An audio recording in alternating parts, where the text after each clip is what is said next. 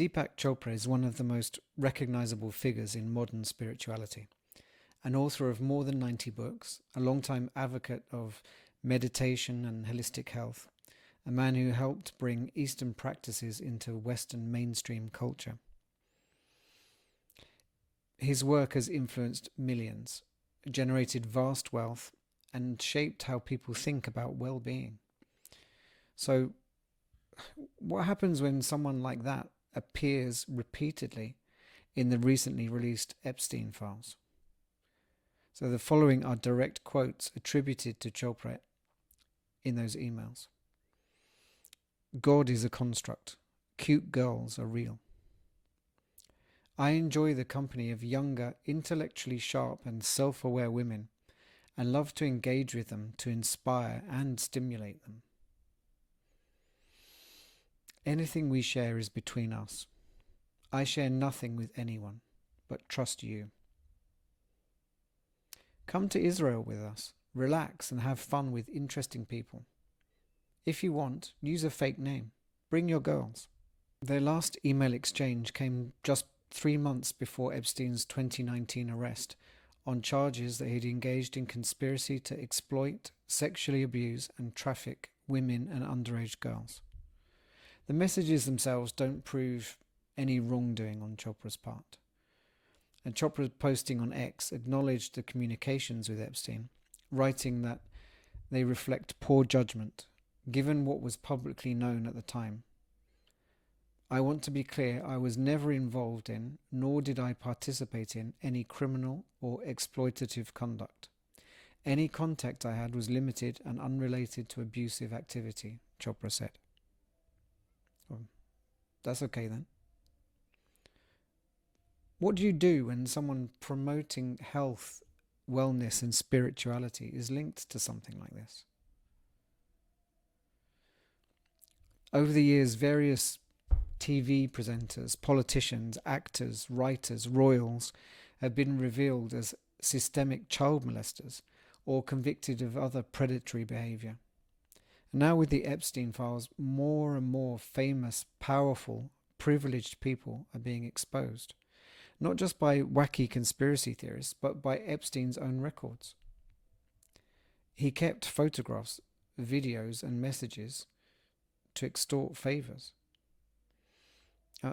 I wasn't particularly into Chopra's material, but after being on Oprah, he was largely responsible for spreading his versions of meditation, yoga and alternative health. A lot of people have followed his work, trusted him.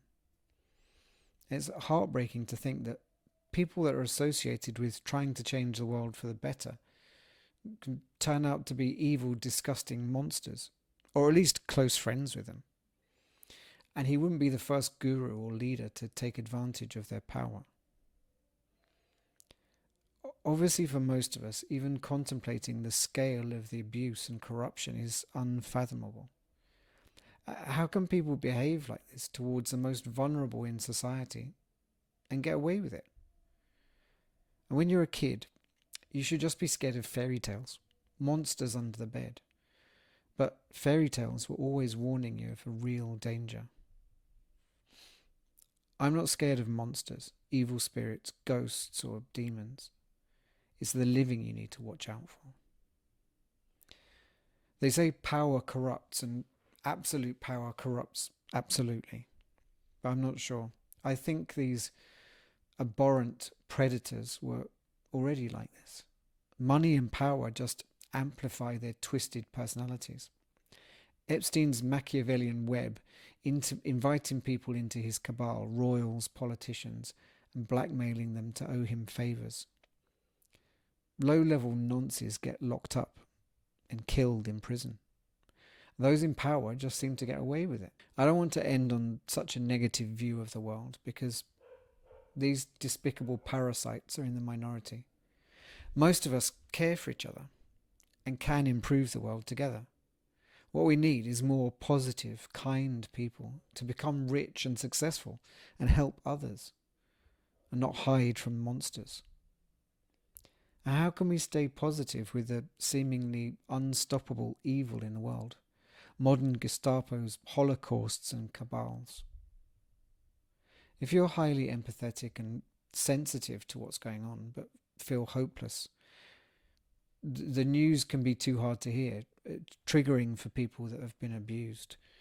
If it's getting too much, you want to know what's going on in the world, but at the same time is sickening. You don't have to be blind to reality, but you do need a way to get through it. Take time to look after yourself. Even if it seems like just a distraction, walk in nature, listen to music, watch comedy, create art, breathe deeply, and remember the beautiful, positive things in your life and the world. If you care, help change the world for the better. Start with yourself, the way you talk to yourself, the way you show up. And if you can, help your family, your neighbours, your community, charities. And if you're already successful and have influence, use it to pull others up after you. Be a positive force in the world. The world needs more people like you.